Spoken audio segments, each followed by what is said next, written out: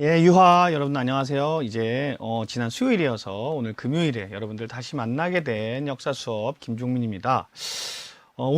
어제 오늘 비가 왔어요. 그죠? 비가 오면 이제 봄비예요. 원래 봄비는 겨울이나 이런 데 좀 춥거나 이렇지 않아요. 그래서 굉장히 청량한 느낌이 드는 게 봄비인데 선생님 참 비 좋아하는데 이 봄비가 참 좋았던 것 같아요. 이 봄비가 우리 코로나 바이러스를 싹 씻어서 우리가 다시 일상생활로 돌아갈 수 있었으면 좋겠다는 생각이 많이 들었던 하루입니다. 선생님 머리에 뭐예요? 그게 이상한 거 왜 쓰고 나왔어요? 이럴 수도 있겠는데, 예.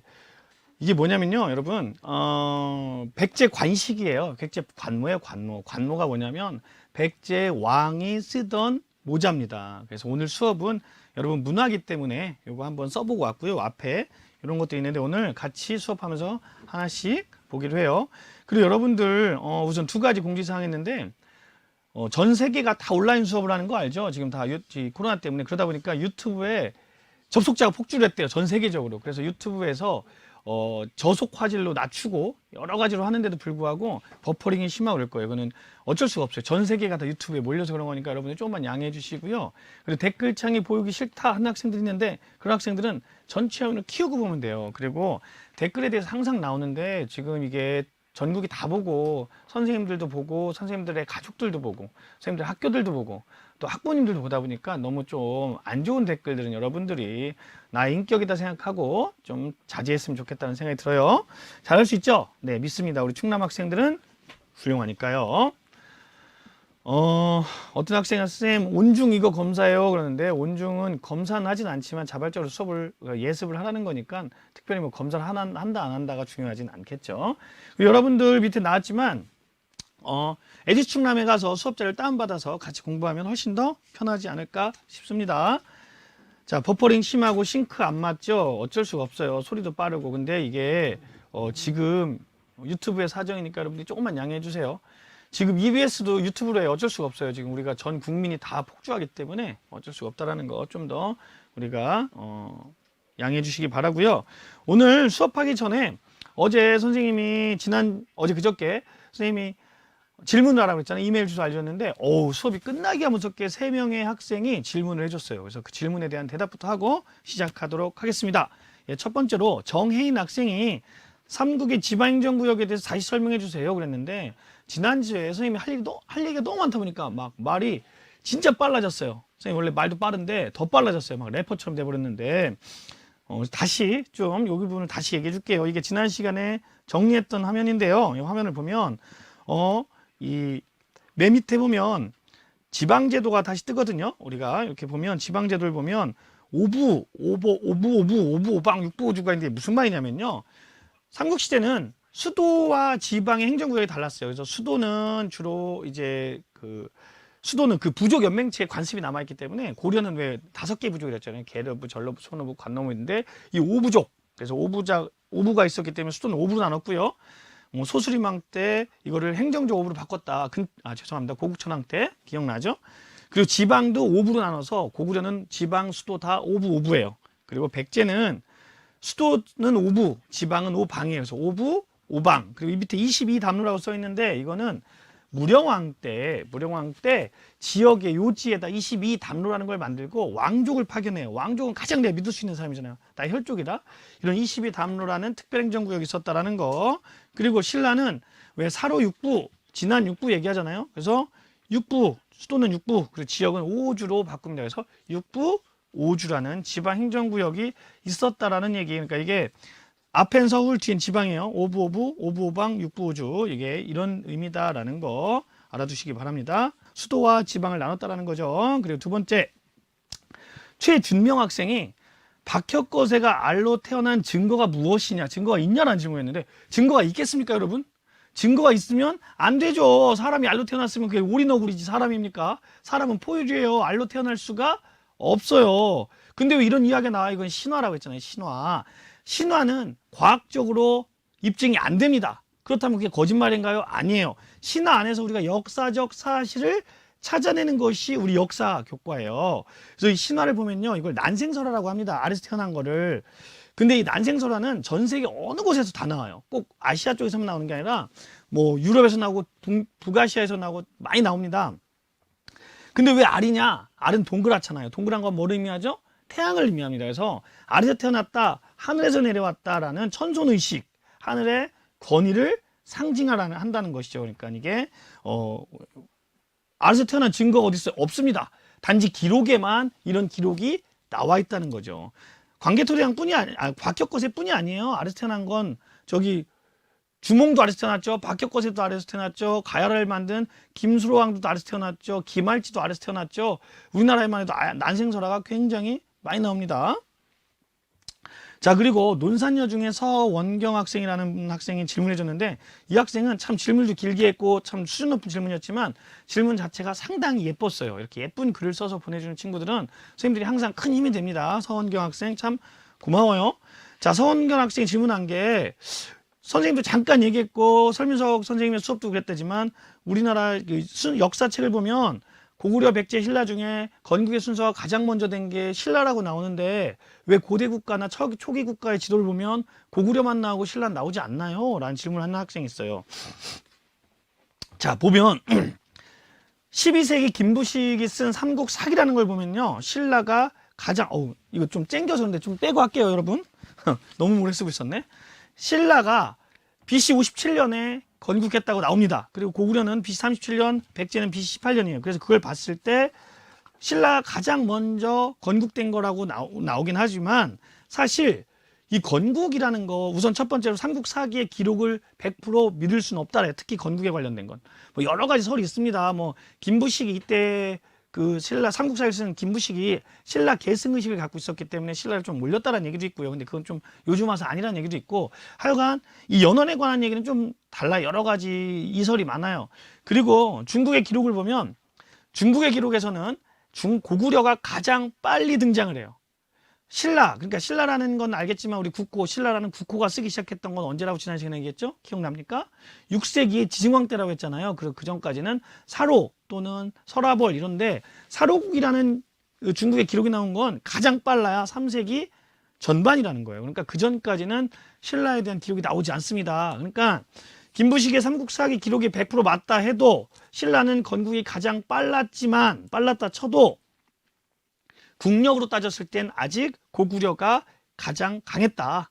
그러니까 신라라는 나라가 국가의 기틀이 마련된 건 그 뒤 훨씬 이유다라는 거 얘기했지만 4세기 정도 들어가야 가능하다라는 걸 이야기했죠. 우리가 그거 한번 보고 가겠습니다. 그래서 여러분들이 이렇게 질문을 많이 해주셨는데, 오늘도 수업이 끝나고 질문해주면 다시 선생님이 보고 방송을 보고 또 피드백을 해주도록 할게요. 근데 이 댓글이 좀 하도 이상한 댓글도 많고 막 이래서 잘 안 봐요. 선생님이 못 봐요. 그리고 방송이 자꾸 너무 끊긴다는데, 방송이 끊기면요 껐다 다시 한번 키시든가 하시면 돼요. 그리고 지금이 좀 몰려서 그래요. 이따가 저녁 때 들으면 조금 낫다고도 합니다. 그러니까 좀 이해해 주시고요. 그러니까 얼른 코로나가 끝나서 여러분들이 학교로 돌아가야 가장 완벽한 수업이 되지 않을까 생각합니다. 자, 백제는 약했었는데 백제도 마찬가지예요. 백제도 신라도 다 그 진안과 마한의 소국 중에 하나였어요. 작은 소국 중에. 그래서 고구려는 굉장히 강했죠. 시작부터. 그래서 고구려가 역사책에 가장 먼저 등장하는 겁니다. 물론 전성기라고 할 수 있는 한강유역 차지는 백제가 가장 빨라요. 자, 그러면 지난 시간에 시간이 없어서 못했던 가야에 대해서 한번 볼까요? 가야의 이제 신화 설화도 시작 보면 그 6명의 알이 이제 하늘에서 금괴, 이렇게 금으로 만든 상자에 6개의 알이 담겨서 내려와요. 그래서 그 알에서 태어난 사람들이 신라의 육가야의 왕이 되는 건데, 가야의 왕이 되는 건데, 미안합니다. 가야의 왕이 되는 건데, 그 중에 첫 번째로 태어났던, 그래서 가장 큰 애다라는 뜻의 수로 왕이 그 가야의 금관가야의 왕이 되는 겁니다. 그래서 그런데 금으로 된 괴에서 내려왔잖아요. 그래서 김씨를 써서 김수로가 되는 거고요. 김해 김씨, 선생님이 김해 김씨인데 김해 김씨들이 시조라고 알고 있는 거죠. 근데 가야는 6가야라고도 하고 뭐 12가야라고도 하고 뭐 24가야라고도 하는데, 통일된 중앙 집권구로 성장하지 못하고 작은 부족 연맹체에 그쳐요. 연맹 단계에 그치기 때문에 하나의 고구려, 백제, 신라처럼 하나의 나라로 성장하지 못합니다. 그래서 우리는 가야를 사국이라고 하지 않고 그냥 고구려, 백제, 신라만 삼국이라고 이야기하게 되는 거죠. 하지만 이렇게 소국이었지만 연맹체가 있어서 주도하던 나라는 있었어요. 그래서 전기가야 연맹체는 금관가야가 주도를 하고요. 여기가 낙동강을 끼고 있고 해안가예요. 그러니까 뭐에 유리하냐면 해상 활동에 유리했겠죠. 그래서 해상 무역 등을 통해서 굉장히 발전했던 나라가 금강가야입니다. 초기가 연맹체고요. 그러다 보니까 당연히 일본과도 가까웠고 백제와도 가까웠어요. 근데 이 금강가야가 쇠퇴하게 되는 이유는요. 4세기 후반에 신라에 쳐들어온 일본 외죠. 외. 그 당시 외를 광개토대가 주도를 합니다. 하지만 이 가야 연맹체는요. 6세기 들어서 금강가야는 버풍왕 때 그리고 대가야는 그 뒤 진흥왕 때 신라에 복속이 되면서 가야는 연맹체는 역사에서 사라지게 되는 겁니다. 그래서 금강가야 왕조는 나중에 신라의 진골로 편입이 돼요. 물론 차별받는 진골이긴 하지만 그럼 금강가야 출신의 진골 중에 가장 유명한 사람이 누굴까요, 여러분들? 바로 김유신 장군이 이런 금강가야 출신의 진골 귀족입니다. 자, 여기까지가 원래 어제였고요. 오늘은 그럼 뭐냐? 오늘은 삼국은 다른 나라들과 어떻게 교류하였을까에 대해서 수업을 해보도록 하겠습니다. 학습 목표를 보면 삼국시대 문화예요. 오늘은 문화예요. 어제처럼 막 정치 제도가 많이 나와서 어렵진 않은데 문화도 사실 그렇게 뭐 쉽거나 편하다고 할 수는 없습니다. 문화에 대해서 살펴볼 거고요. 두 번째 교류, 대외 교류. 삼국이 주변 국가들과 어떻게 교류를 하였는지를 이번 시간에 배워보도록 하겠습니다. 자, 그럼 불교의 수용 봅시다. 불교의 수용. 제일 먼저 지난 시간에 얘기했지만 불교는요. 부족 연맹체에서 중앙 집권 국가로 나가기 위한 필수 조건이었어요. 왜냐하면 사상적 통합을 위해서 부족들이 각자의 토템, 각자의 신앙이 있었다면 이게 하나의 국가의 통일된 사상으로 불교를 수용하게 되는 거죠. 그리고 지난번에도 얘기했지만 왕은 곧 부처다라는 왕즉불 사상, 윤회 사상 등이 지배층에 상당히 유리했다고 했죠. 그러면서 이 불교가 왕족이나 귀족들 중심으로 지배층을 중심으로 주도적으로 수용이 되어 그래서 초기에는 절들을 전부 다 왕이 짓는 굉장히 큰 절들, 뭐 황룡사라든지 이게 되는 겁니다. 그리고 특히 신라에서는요 왕의 이름을 불교식으로 써요. 그게 어느 왕이냐면 5세기 버풍왕, 이게 불교식이에요. 버풍, 진흥, 진지, 진평, 선덕, 진덕 이렇게 6명의 왕이 전부 다 불교식 왕명을 썼다 합니다. 그래서 이거를 도교라고 부르거든요. 막 흰 수염 기르고 산신령의 특징이 뭡니까? 막 구름 타고 다니고 평생을 살잖아요. 불로 장생의 사상, 그게 도교예요. 그러니까 복잡한 현실 세계를 떠나서 이렇게 자연과 함께 평생을 살겠다는 게 도교인데 이런 도교는 삼국시대에도 큰 영향을 끼칩니다. 특히 미술품에 굉장히 큰 영향을 끼치는데요. 고구려의 무덤벽화에 이 도교의 상징이 나와요. 그게 뭐냐면 자, 지금 북한에 있는 강서대묘라는 게 발굴되면서 고구려의 무덤이 발견되면서 벽화가 나오는데 이 벽화의 그림 중에 도교의 상징이었던 우리 사신도라고 하거든요. 사신도가 뭐냐 네 방위에 있는 신이에요. 그래서 나눠봤죠. 그래서 남주작은 뭐냐면 새예요. 새, 봉황새 같은 색이고 북현무 북쪽에는 이게 현무예요. 이게 그림이 남아 있는데 이게 뭐 같아요, 여러분? 예, 이게 거북이에요, 거북이. 이런 게 도교의 상징이었다라는 게 남아 있고요. 그리고 고구려에서는 도교를 정책적으로 장려하기도 했습니다. 그리고 백제에서도 이 도교의 상징이 남아있는 예술, 백제 시대 때 가장 아름다운 정말 이게 정교한 조각이거든요. 이게 어디서 발견됐냐면 능산리 고분군에서 주차장 공사를 하다가 땅에서 이게 발견돼요. 그대로 온전하게. 그래서 지금 부여박물관에 가면 부여박물관의 상징처럼 되어 있는 게 바로 이 금동대용로입니다. 그래서 여러분들이 한번 보면 이게 다 도교적, 불교도 있지만 도교적인 거라는 얘기고요. 그리고 다시 PPT를 보면 산수문이 벽돌이라고 해서 이거는 이제 부여 규암리에서 발굴됐던 옛 절터에서 발견된 벽돌인데요. 벽돌에 산수무늬가 그려져 있어요. 이게 산수무늬, 산이랑 물이랑 뭐 나무잖아요. 이게 다 도교적인 무의자연 막 이런 의미입니다. 그리고 신라에서도 화랑도라고 들어봤어요, 여러분들? 화랑도라는 게 다 도교적, 불교도 있지만 도교적 사상이 많이 들어가 있는 것이었다라는 거 한번 알아보도록 하고요. 그리고 이번에 과학기술도 발달합니다. 삼국시대 과학기술 중에 가장 핵심은요, 천문학이에요. 왜 천문학이 중요하냐면요, 농업이 삼국시대는 가장 중요한 산업이었잖아요. 근데 농업은 이 기후에 굉장히 큰 영향을 받아요. 그래서 이 기후를 알 수 있는 것은 곧 왕의 권리예요. 왜? 왕은 어디서 내려왔다고 했어요? 항상 천손사상, 청강신화, 하늘에서 내려왔잖아요. 그러니까 하늘에게 점을 쳐서 아니면 또 이런 천문학이나 기후를 알 수 있는 것은 왕의 권위였기 때문에 이런 삼국시대는 천문학이 발전해요. 그래서 대표적인 게 바로 이 첨성대죠. 첨성대. 첨성대는 신라 27대 왕 선덕여왕 때 만들어진 건데요. 이 벽돌을 보면 재밌는 게 여러분들 보이나요? 이거? 네. 저기 PPT 화면으로 보여줄게요. 이 첨성대를 보면요. 맨 위에는 사각형, 이거는 봄, 여름, 가을, 겨울을 의미하고요. 이 벽돌의 총 개수는 360개래요. 우리가 음력 날짜가 360일이거든요. 1년이. 그리고 이 벽돌 층의 수는요. 쭉 다 가면 여기 맨 끝까지 가면 28이에요. 28. 28은요. 뭐를 의미하면 별자리를 의미하고요. 그리고 요 맨 위에 네모난 걸 빼면 27이 됩니다. 27은 선덕여왕의 제위 27대 왕이에요. 그리고 네모난 창문을 빼고 이렇게 세면은 24가 되거든요. 24는 24절기를 의미하는 이런 상징적 의미가 있는 천문대였습니다. 이것도 푹 빠지죠. 이렇게 안에 물론 높진 않아요. 그래서 어떤 학자들은 천문대가 가보면 알겠지만 10m 정도밖에 안 되거든요. 10m, 10m도 안 되는 것 같은데 저거 올라가서 뭐 하늘을 본다고 얼마나 잘 보였겠냐 하겠지만 꼭 잘 보인다기보다는 천체를 관측하는 상징적 의미이기도 했다라는 거. 첨성대 신라에 지금도 남아 있죠. 예.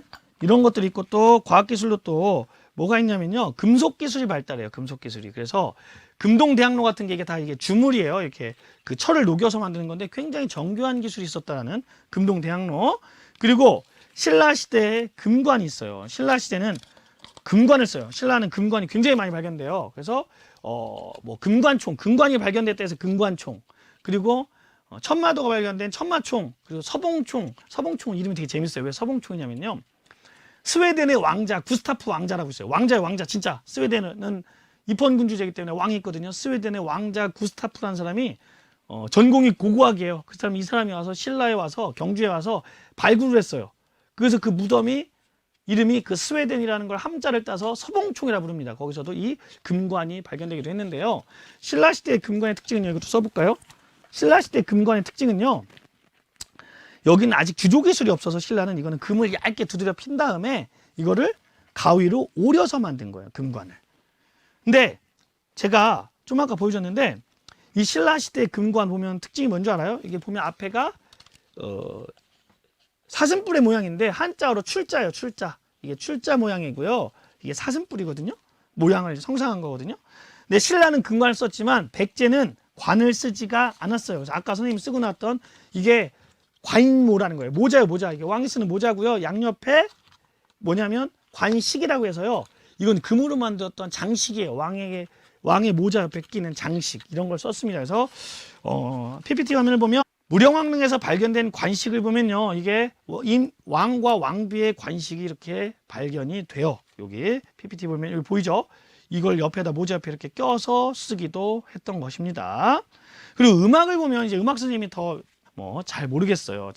악기에 좀 조예가 없어서 이거는 이런 게 있었다라고만 알아두시면 될 것 같습니다. 미술을 보면요. 이 당시에는 당연히 미술도 굉장히 발전하는데 그 대표적인 게 고구려의 고분벽화예요. 이 보면 무용총 벽화라고 되어 있는데요. 보시면 알겠지만 어제 잠깐 얘기했죠. 어제 아니구나. 예, 미안합니다. 이거는 원래 말에 안장 옆에 흙을 튀지 말라고 이렇게 덮어놓은 천에서 발견된 천인데 이게 무덤에서 발견됐어요. 그래서 이 무덤 이름이 천마총이에요. 그래서 이게 천마다 하늘나는 날개 달린 말이다라는 소리도 있고 아니다 이건 기린이다라고 주장하는 것도 있어요. 근데 여러분이 알고 있는 기린이 그 기린이 아닙니다. 아프리카에 목이 긴 기린이 아니고 동양에서는 신성한 동물이 있어요. 뭐 호라 여러 개의 동물 몸을 다 합친 거예요. 그게 기린이라는 상상의 동물이다라는 얘기도 있는데 천마가 더 강해서 지금 천마라고 불리고 있습니다. 말에 흙 튀지 말라고 덮어놓는 천이에요 이게. 자 그리고 고구려의 승려 담징이 일본의 호류사라는 절에 가서 벽화를 그려요. 이게 금당벽화라는 건데 그 호류사의 금당이 뭐냐면 그 불전이에요. 큰 건물 부처님을 보시는 건물의 벽에다 그 벽화를 그리는데 이게 금당벽화예요. 그리고 옆에 솔거라는 거 보여요. 솔거라는 사람은 화가인데 워낙 그림을 잘 그려서 벽에다 소나무를 그렸더니 새가 와서 앉다가 떨어졌다는 유명한 일화가 있죠. 그게 바로 솔거의 그림이기도 합니다. 이런 미술이 발전하기도 했고요. 고분을 볼까요? 고분이 뭐예요? 무덤이죠. 대부분 누구의 무덤이겠습니까? 지금까지 특히 왕의 무덤이겠죠. 근데 여러분 상식 누군지 주인을 알 수 있는 무덤. 다시 말해서 이게 주인이 정확하게 왕이 누군지 알 수 있는 무덤은 끝에 능이라고 붙여요. 능. 무령왕 능. 이렇게. 근데 누구인지 모르는 무덤. 주인이 누군지 모르는 거. 이게 어떻게 알아요? 누구 무덤이? 초기 무덤 양식 기억나요? 바로 돌무지 무덤이죠. 계단식 돌무지 무덤이라고도 하고 그냥 돌무지 무덤이라고도 해요. 한자어로 적석촉이라고 합니다. 적석총. 그 돌을 쌓았다는 뜻이죠.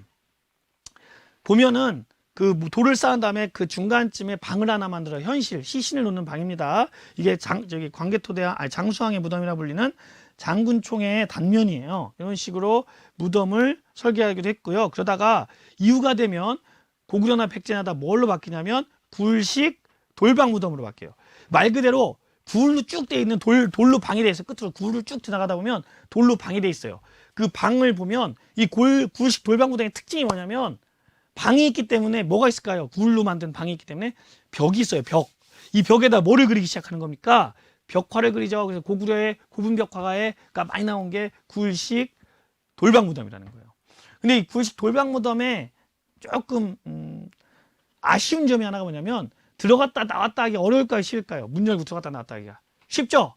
도굴이 잘 됩니다. 그래서 대부분의 굴식 돌방 무덤은 다 도굴이 되는 거죠. 그리고 백제에서만 또 발견되는 무덤이 있어요. 이건 바로 벽돌 무덤입니다. 무령왕릉의 무덤이 대표적인데요. 벽돌은요, 우리가 동아시아사 고등학교에 가서 혹시 배운 학생들은 배우겠지만 삼국, 한국, 중국, 일본 삼국의 특징 중에 이 벽돌 문화는 어느 나라의 문화냐면 중국의 문화예요. 그래서 중국은 벽돌이 굉장히 발전한 나라거든요. 벽돌은 뭐냐면 흙을 빚어서 구워서 만드는 게 벽돌이잖아요.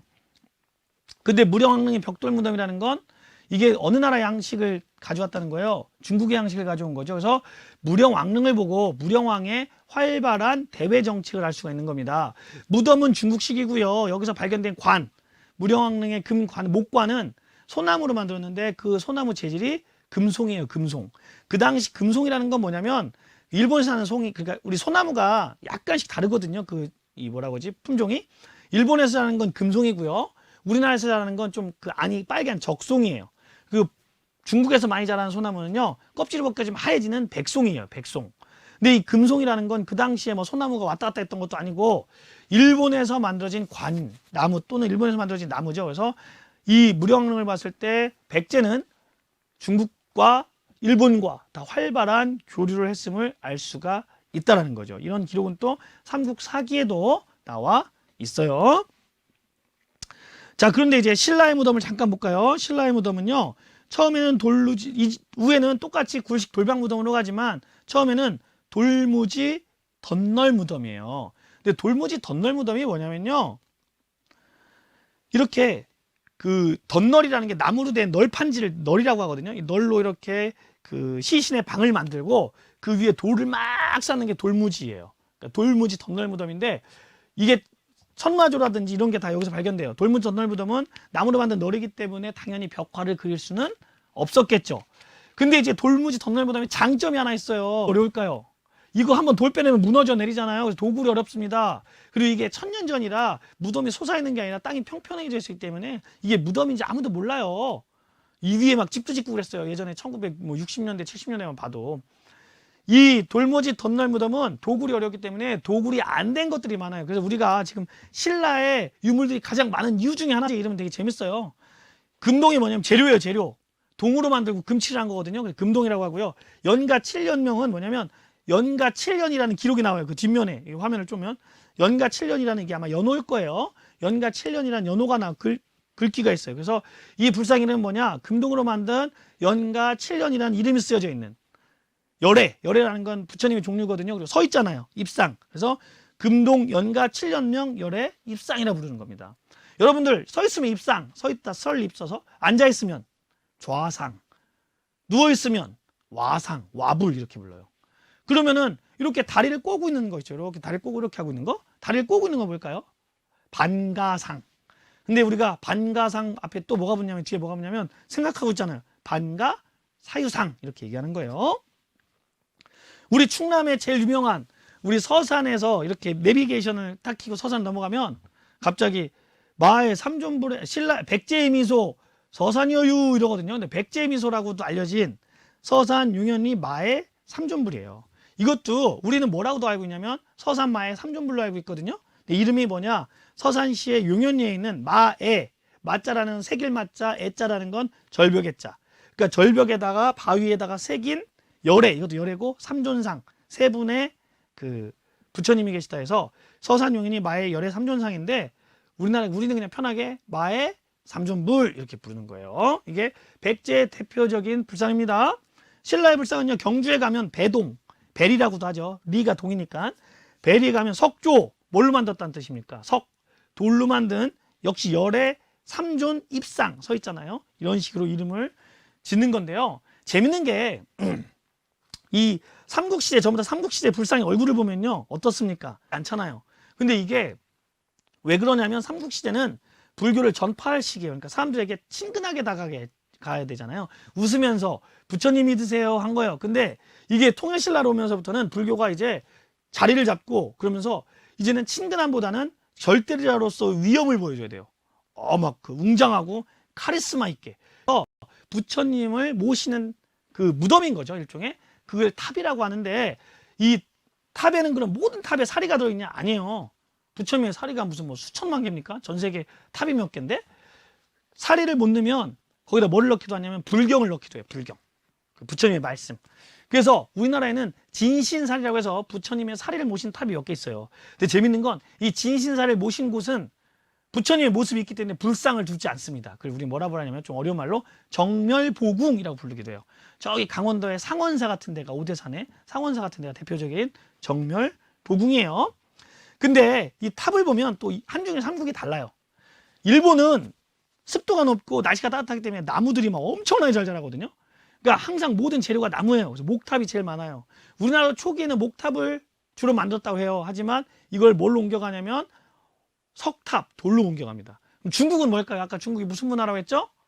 벽돌 문화라고 했죠. 그래서 전탑으로 가게 돼요. 그래서 중국은 벽돌탑, 전탑, 우리나라는 석탑, 목탑에서 석탑으로 바뀐 겁니다. 일본은 목탑이에요. 그래서 재밌는 건 우리가 백제 부여에 가면 제헌단지 있잖아요. 이 제헌단지에 목탑을 지어나가고 싶은데 백제의 목탑을 모르겠는 거예요. 우리가 어떻게 생겼는지. 어디서 갔을까요? 백제의 문화가 건너간 일본에 가서 목탑을 가져와서 백제의 목탑을 상상해서 복원한 겁니다. 문화라는 건 전파된 지역이 남아있기도 하잖아요. 우리나라 한복 있죠? 그게 어느 나라 옷인 줄 알아요? 중국의 명나라 때 옷이에요. 그래서 중국의 복식사 공부하는 사람들 우리나라 한복을 공부하기도 합니다. 자, 그리고 이제 재밌는 건 우리나라는 석탑인데 모전 석탑도 있어요. 모전 석탑은 뭐냐면 모가 모방하다는 뜻이거든요. 벽돌탑을 모방한 석탑이에요. 이게 뭐냐면 벽돌을 잘라가지고, 벽돌이 아니라 돌을 잘라서 벽돌 모양으로 만들어서 싼 탑이에요. 좀 이따 사진을 보여줄게요. 근데 이제 아까 얘기했지만 우리나라는 목탑이 석탑으로 넘어갔다고 했잖아요. 그러다 보니까 석탑은 당연히 목탑보다 단순화돼야겠죠. 단순하게. 돌이 단단하니까. 근데 이게 익산 미륵사지 탑인데 이게 목탑에서 석탑으로 넘어가는 과도기라고 봐요. 왜냐하면 굉장히 복잡하잖아요. 막 정밀하고. 나무의 모습을 다 새겨놨잖아요. 기둥 같은 걸 보면, 지붕을 보면 나무 지붕을 그대로 옮겨놓은 거예요. 돌에다 파놓은 거예요. 이게 익산에 있는 미륵사지 석탑인데요. 모양이 왜 이래요? 그러겠지만 이게 세 가지가 시대순이거든요. 이게 탑이 두 개예요. 익산에 동탑과 서탑이 있는데 무너졌어요. 한쪽이. 그러니까 일제강점기에 일본인들이 그 당시로는 최고의 기술, 최첨단의 기술, 시멘트로 그냥 덕지덕지 쳐발라 버렸어요. 아주 보기 싫게. 그래서 그게 맨 여러분들이 봤을 때 왼쪽의 사진인데 그게 어느 정도 이제 우리가 복원하면서 중간 가운데 사진은 현재 복원이 됐고요. 그리고 탑이 두 개였댔잖아요. 서탑은 아예 새로 이걸 가지고 복원을 했어요. 근데 이게 익산 미륵사지 탑이 5층이냐 7층이냐 9층이냐를 가지고 굉장히 말이 많았는데 이 비례를 봤을 때 9층일 것이다 해서 9층으로 복원해 놓은 게 맨 오른쪽에 있는 탑입니다. 그래서 지금 익산 미륵사지를 가면 그 가운데와 맨 오른쪽에 있는 탑 두 개를 다 볼 수가 있어요. 여러분들이. 그리고 이게 이제 아까 말했던 석탑, 목탑, 전탑, 모전석탑인데요. 이건 뭐냐면 정림사, 부여에 있는 정림사탑이에요. 목탑 양식입니다. 이것도. 이건 부여박물관 가면 이걸 다 분해했다 조립할 수 있어요. 나무로 만든 걸. 이런 것처럼 봤을 때 이것도 목탑을 그대로 가져온 걸 흔적을 볼 수 있고요. 이 밑에 보면 뭐라고 써 있냐면 부여에 이제 그 우리가 백제가 몰락할 때 그 소정방이 부여에 와서 마지막에 이렇게 정복하잖아요. 이때 소정방이 와서 여기에다가 낙서라고 가요. 뭐라고 낙서하냐면 대당평 백제국 비명이다. 그게 뭐냐면 대당나라가 백제국을 평정했다는 걸 새겨놓고 가요. 돌에다 낙서한 거죠, 한마디로. 그래서 한동안 이걸 우리는 그 소정방탑이라고 해서 상당히 사람들이 안 좋아했다고 그래요. 근데 이게 나중에 알고 봤더니 그 전 시대의 탑임이 성왕 시대로 이제 추측이 되는데 탑으로 알게 되면서 우리나라 보물이 아직 국보입니다. 국보. 백제탑의 가장 전형적인 모습을 하고 있는 것이 바로 정림사탑이에요. 그 다음에 황룡사 9층 목탑은요, 선덕여왕 때 걸릴 땐 목탑이에요. 이건 왜 9층이냐면 신라의 9개의 나라를 정복한다, 주변의 9개 나라를 정복한다, 정복한다는 뜻이고요. 안타깝게도 13세기 몽골 침략 때 소실돼요. 목탑이다 보니까 이게 좀 지금은 현재 남아있지 않고 상상의 모습을 우리가 지어낸 겁니다. 요거 선생님이 만들어 온 요거 아주 되게 어려워. 이거 만드는 거 한참 걸렸어요. 이게 9층 탑이다라는 거 지금 경주에 가면 많이 복원이 돼 있습니다. 황룡사 9층 탑. 자, 그리고 이게 분황사 모전석탑인데요. 전탑이고 모방했다는 거니까 돌을 벽돌만으로 다듬어 쌓는 게 모전석탑이다라는 거. 이게 탑의 종류 우리나라에 있는 거 좀 알아두면 좋을 것 같습니다. 자, 그리고요, 탑의 구조를 보면요, 여러분들이 탑의 층수를 재라면 잘 못 세요. 자, 이게 선생님이 볼 때는 아마 그 불국사에 있는 석가탑 같은데요. 석가탑의 모습인데 여러분들이 봤을 때 이거 대충 세라고 하면 4층으로 세요. 5층이나. 근데 여기는 뭐냐면 기단이라는 게 뭐냐면 우리가 탑을 셀 때는 목탑을 생각하면 돼요. 지붕을 세면 돼요. 지붕층을 세면 돼요. 지붕이 1층, 2층, 3층 있잖아요. 3층 탑입니다. 그러니까 다시 이걸 보면 우리가 이걸 보면은요, 밑에 집을 지으려면 이렇게 털을 닫잖아요. 그걸 우리는 기단이라고 해요. 근데 이 기단을 표시하다 보니까 막 굉장히 높아지기도 해요. 층처럼. 근데 이거는 층이 아닙니다. 여기는 기단부고요. 1층, 2층, 3층 이렇게 우리가 세는 거고, 위에는 상륜부라고 해서 여러 가지 금속이나 이런 게 달려 있었는데 이게 아무래도 돌보다는 내구성이 약하잖아요. 그래서 1000년 이상 흘러오면서 많이 없어진 게 많아요. 그래서 지금은 이 몸신, 탑신부만 남아있는 게 많이 있습니다. 그래서 층수 세는 법 여러분들 부모님이랑 절에 갔을 때 아니면 어디 유적지를 갔을 때 엄마 아빠한테 딱 얘기해 주세요. 이 탑 어떻게 세는지 알아? 딱 얘기해 주면 훌륭하다 할 겁니다. 그리고 이제 삼국의 교류에 대해서 간단하게 볼게요. 이제 끝날 시간이 거의 다 됐는데요. 역시 오늘도 시간이 좀 부족하죠. 삼국의 교류는 뭐 중국이랑 굉장히 활발하게 교류를 했어요. 둘 다. 근데 중국이 이때 무슨 시대였냐면요, 우리 한나라가 멸망하면서 뭐가 나옵니까? 우리 삼국지 위나라, 총나라, 오나라가 나오잖아요. 그걸 누가 통일해요?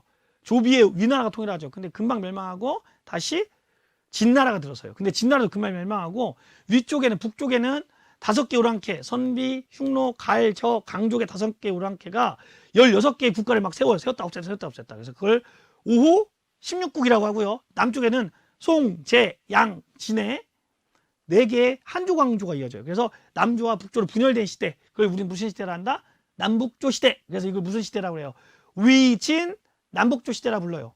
이때는 중국이 분열된 시기, 강력한 통일왕조가 없었기 때문에 이 고구려가 굉장히 강성해질 수 있었던 거예요. 그리고 삼국은 다 이런 중국의 남조와 북조와 전략적으로 제휴를 합니다. 고구려 같은 경우는 남조, 북조 다 이렇게 교류도 하고요. 유목민족, 특히 돌궐족이랑도 굉장히 가까워요. 여러분, 돌궐이 지금이 어딘 줄 알아요? 돌궐을 다른 말로 하면 투르크예요. 투르크, 터키, 뭐 투르키스탄, 뭐 터키, 다 투르크족이에요. 돌궐족입니다. 백제는 주로 중국 남조와 영향을 했고요. 그리고 중국 가야, 외와 함께 해상무역을 주도하기도 했습니다. 신라는 동남쪽으로 치우쳐져 있어서 고구려를 통해서 문화를 받기도 하는데, 재밌는 건 신라는 대신에 해상무역을 통해서 중국이 아니라 서역, 오늘날의 서양 세력과도 굉장히 활발한 교류를 했음을 알 수가 있어요. 이게 뭐냐면요, 신라에서 발견된 유물인데요, 이 칼이 동로마 제국에서 만들어진 칼로 추측이 돼요. 뭐 중앙아시아라고 하는 사람도 있고요. 그리고 두 번째 사진은 토우인데, 토우라는 게 뭐냐면 무덤에서 만든 흙으로 만든 인형이거든요. 딱 봐도 어느 나라 사람입니까? 서양 사람이잖아요. 그리고 이게 세 번째 있는 사진은 경주의 괴릉에서 발견된 무인석인데, 이게 한국 사람의 모습은 아니잖아요. 그죠? 이걸 아마 소그드인, 그러니까 지금의 이란 계통의 인으로 우리 보기도 합니다. 그리고 더 재밌는 거, 이 경주에서 발견된 유리병이 어느 나라 걸까요? 로마 겁니다. 로마에서 발견된 유리병입니다. 그러니까 서역과도 활발한 교류를 했음을 알 수가 있고요. 그리고 마지막으로 일본과 교류 봅시다. 백제는 일본이랑 형제국가예요. 굉장히 가깝습니다. 예전에 그 히로히토 천황이 자기는 백제 천황, 미안합니다, 일왕이 자기는 백제 후손이라고 대놓고 공식적으로 얘기도 했어요. 그런 정도 굉장히 긴밀해요. 그래서 아직기나 왕인을 보내서 유학이나 이런 것들을 전파하기도 했고요. 고구려는 종이 만드는 법이나 아까 말했던 담진 같은 사람, 미술에 영향을 끼쳤고, 신라는 배 만드는 기술이나 두글 쌓는 기술, 그래서 교토에 아라시야마라는 굉장히 아름다운 동네가 있는데 거길 가면 그 두 기 다 제방을 신라인들이 쌓았다고 해요. 그리고 가야는 철이 유명하다고 했잖아요. 철의 나라 가야. 그래서 철기 문화가 전파됐고 토기도 영향을 주는데요. 이런 삼국의 영향은 일본에 가서 아스카 문화에 영향을 주거든요. 근데 보면 가야의 토기는 일본의 스에키 토기와 상당히 영향 비슷하죠. 그래서 일본의 스에키 토기에도 영향을 주었다라고 알 수가 있습니다. 자, 오늘도 수업이 좀 길어졌는데 아까 중간에 끊어진 시간하면 딱 40분 맞는 것 같아요. 그래서 다음 시간에는 신라는 어떻게 삼국을 통일했는지에 대해서 삼국 통일을 배울 건데요. 역시 또 모르는 게 있으면 질문을 이메일로 해주시고요. 여러분들 또 금요일입니다. 이제 다음 시간은 여러분들이 너무너무 기다리는 너무 좋아하는 도덕이죠. 도덕 시간. 여러분들 지난 시간에 댓글 봤더니 도덕 시간 댓글 장난 아니더라고요. 그런 좋은 댓글들 앞으로도 계속 많이 올려주시고요. 여러분 오늘 금요일 한 주 또 다 갔습니다. 이제 다음 주가 지나면 계획대로 계약을 했으면 좋겠다라는 생각이 들고요. 우리 다음 주 수요일 날 여러분들 다시 만났으면 좋겠습니다. 여러분들 고생했습니다. 유바.